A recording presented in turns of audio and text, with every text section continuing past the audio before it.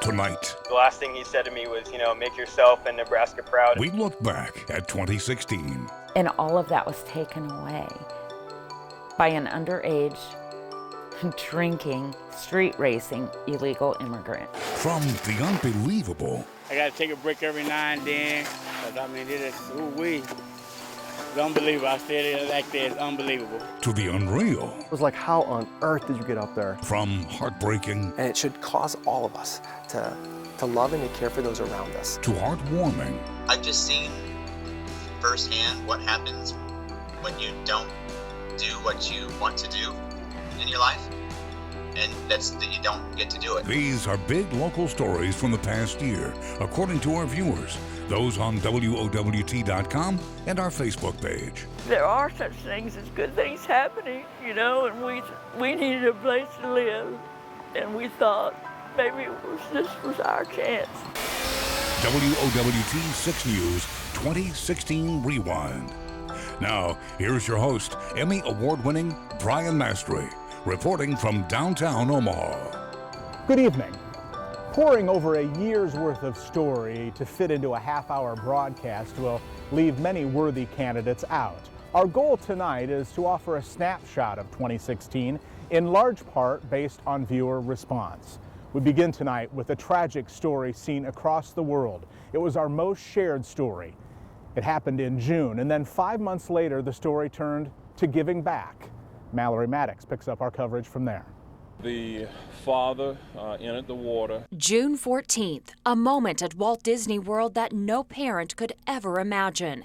Lane Graves was making sandcastles on the beach when he was attacked by an alligator. So the parents diligently tried to save his life, but Lane was dragged into the water. Our thoughts are with the family. But through his death comes new life and hope for other families. You would never ever know that he's spent a third of his life in the hospital and has had 3 or 4 open heart surgeries. When Ben Sauser came into this world, his parents knew his heart was struggling. They soon learned he would need a transplant. Those words were shocking. I remember going home and crying and crying and crying. They put him on the list and in June got the call. If it wasn't for Ben's donor family, he probably might not be here today. This is Ben today, a little boy who loves cars and giving fist bumps that explode. He now marches through life, no longer hooked to machines. I'm incredibly proud of him, yes. He's one of the bravest people I've ever met in my life. The Sausers are an example of families that will be helped through the Lane Thomas Foundation. The fact that they're able to take their own tragedy and turn it into something so amazing to help so many people is just incredible. I can't put it in words. Barb Reesner is the heart transplant coordinator at Children's. She says not only will the Lane Thomas Foundation provide financial assistance to families like the Sausers, the foundation will also help raise awareness. Hundreds of children die every year because there's not enough organs out there for them. Ben is one of the lucky ones. He carries around a heart he and his family pray for every night. It brings his mom, Jess, to tears. Just be a normal kid. Just grow and thrive, and most of all, I just always am hoping that he's just happy. I just want to be happy. A mission with a lot of heart from one 2-year-old gone too soon to another. The family of Lane Graves hopes the foundation will provide families with hope for years to come. The community has responded. On one weekend, close to $300,000 was raised for his memory. WOWT 6 News Rewind continues with another story that had global attention. In May, it was about a little girl and a carnival ride. I took these pictures after her surgery, and this is my Lulu. Lulu, it's the affectionate nickname family have for 11-year-old Elizabeth Gilreath, the girl with the long red hair. That is one of her favorite things. Yeah. She loves her hair. After sliding off a carnival ride seat, her hair was caught in the still spinning mechanism. It yanked her entire scalp off. It went on for 5 to 10 minutes, everybody told me, while it ripped and pulled my daughter around. Remarkably, Lulu left the hospital a month later.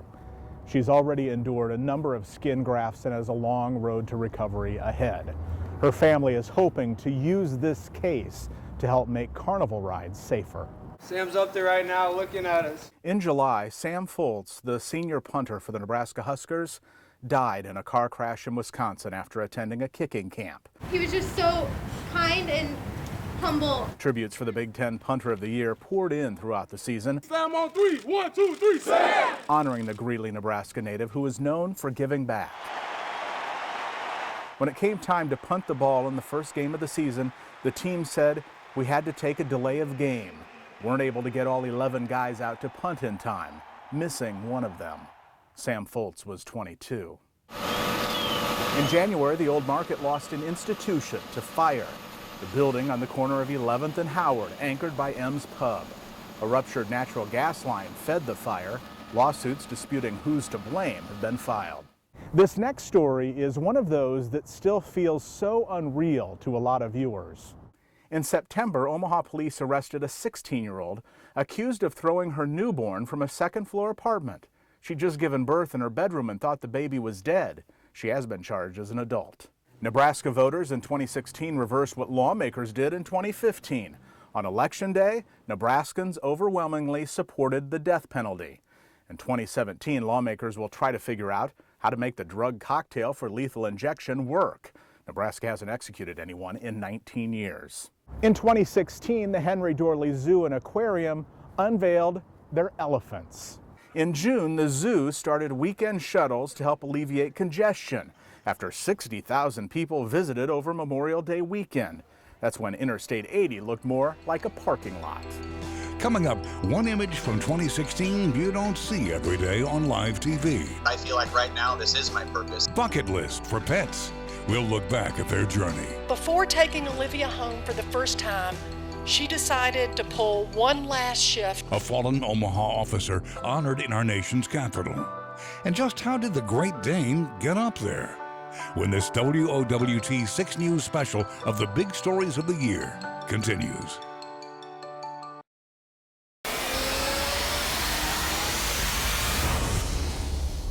Welcome back to WOWT Rewind, a look at the big stories of 2016.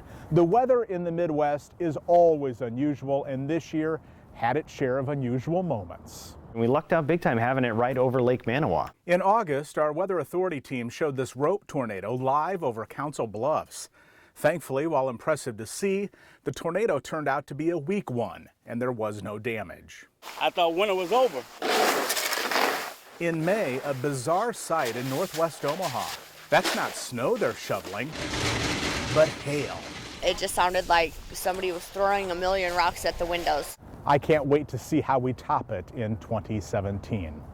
This next story was one of our top 6 stories on WOWT.com. It involves a dog and a bucket list. Imagine this drive down a lonely highway, nothing but blue waters surrounding you. Now, who do you imagine taking the drive with? Let's go. You ready? On a cross-country trip of a lifetime, Robert Kugler and his chocolate lab Bella. He talks to us on Skype, driving through Florida. I didn't want her to be gone one day when I came home. Rob adopted Bella as a puppy 9 years ago, so he was devastated to learn last May that a shoulder injury was actually cancer. They said, this is the worst news we could give you. She has advanced osteosarcoma, and it's already in her lungs. So you need to either take her leg today or put her down. Bella was given just 3 to 6 months to live, her leg amputated. Fresh out of school, Rob decided not to go to work, but to make the last months of Bella's life her very best. I feel like right now this is my purpose. It's like the chapter of my life right now is just exploring with my dog. Rob began with a simple trip to the Marine Corps Ball in Chicago, but they kept going east, one state after another, to Cleveland, then Niagara Falls in upstate New York, then south to the city of brotherly love, a stop in D.C. to soak up some history, and south to soak up some sun, and even a little game of baseball at Turner Field.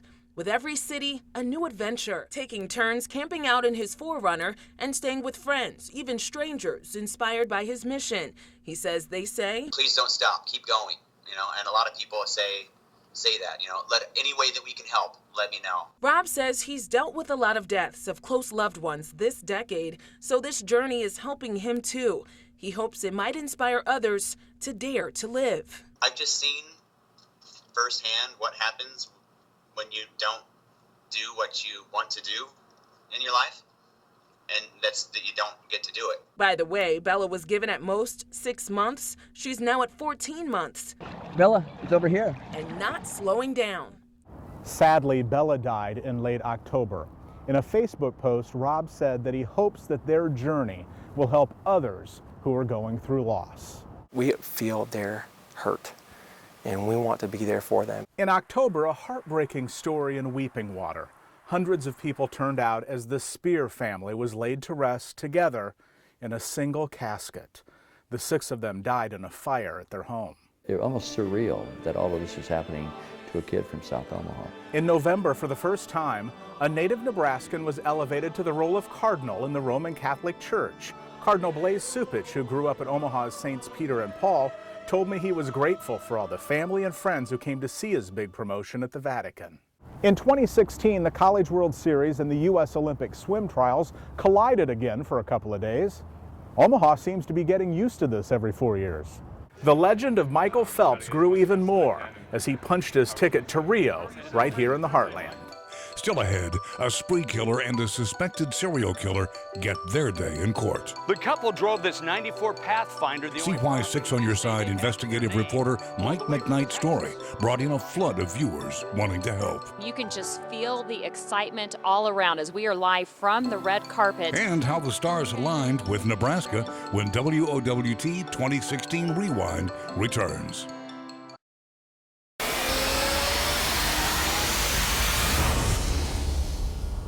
WOWT 6 News Rewind continues with, amazingly, 2 high-profile quadruple murder suspects from 2013 had their day in court in 2016. In October, a jury found Anthony Garcia guilty of 4 murders. The state built a case that Garcia sought revenge for getting kicked out of the Creighton University pathology program in 2001. In 2017, Garcia will face a 3-judge panel to decide the death penalty. In November, after several delays, spree killer Nico Jenkins finally went before a 3-judge panel. Their sentence of life in prison or death is expected in February. Jenkins killed 4 people in 10 days. For decades, 6 on Your Side's Mike McKnight has been helping people. Here's one example where viewer feedback was overwhelming. That we had been scammed. Believing they finally got a break in life, a Texas couple sits brokenhearted on the lawn of an Omaha business. When you're desperate, you overlook some things. Charlotte Ritchie and Ken Posey found an RV for sale on Craigslist. I was going to have a kitchen where I could cook again.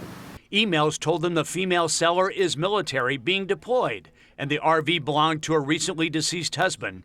Reasons for a low price of $2,000. There are such things as good things happening, you know, and we needed a place to live, and we thought maybe this was our chance.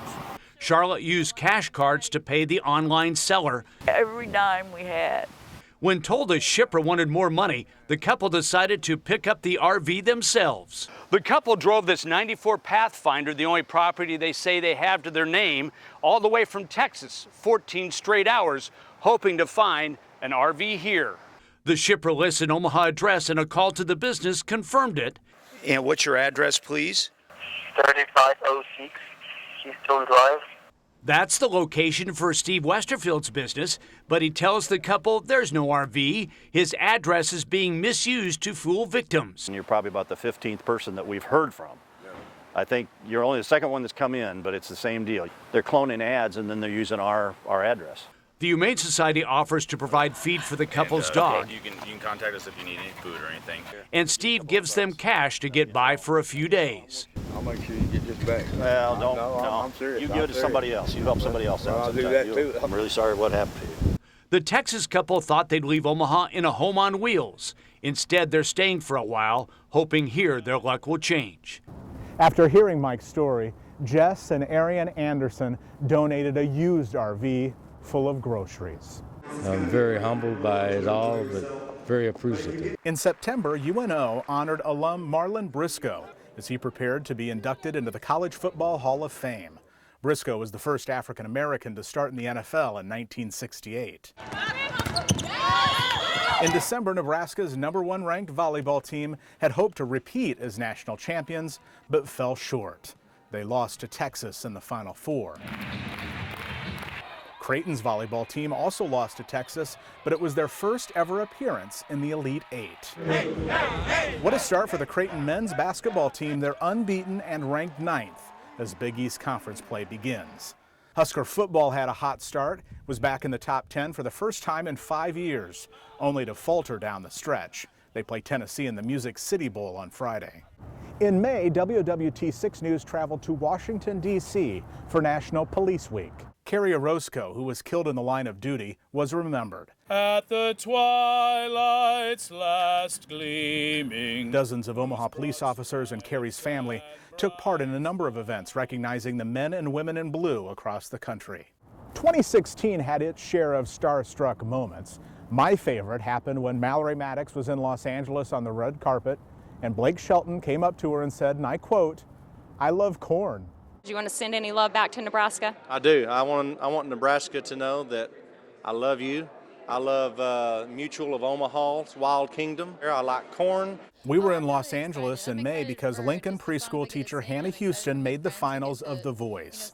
She finished 3rd. What a ride it was. In April, Matt Damon came to this Dundee neighborhood for Alexander Payne's next movie, Downsizing. I have a job because people go to the movies, so I'm always really grateful when I see anybody who goes to see the stuff that I'm in. Next, just how do you get a Great Dane out of a tree? 46 years, this is a chapter of my life now I can close. You know, the story ends here. And hundreds of local veterans take a trip of a lifetime as WOWT 6 News looks back at the big local stories of 2016.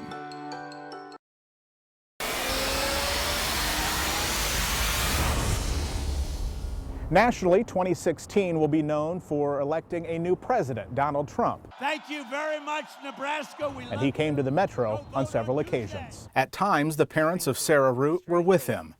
Sarah was killed in a car crash by a man prosecutors said was drunk and in the country illegally. He was released on bail and hasn't been seen since. Scott and Michelle Root are pushing for a new law to prevent their pain from happening to another family. It rocked the windows, shook the curtains and everything. We were just, the first question was like, what was it? In July, a deadly explosion in Benson. Omaha fire officials ruled it as accidental, saying that when tenants moved a dryer, a gas line was not shut off.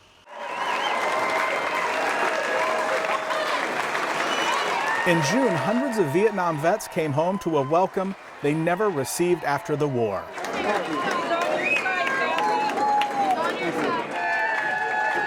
Thousands cheered for them at Epley Airfield after they returned from a day trip to the war memorials in our nation's capital. And we'll leave you tonight with a story about Cora and a big tree.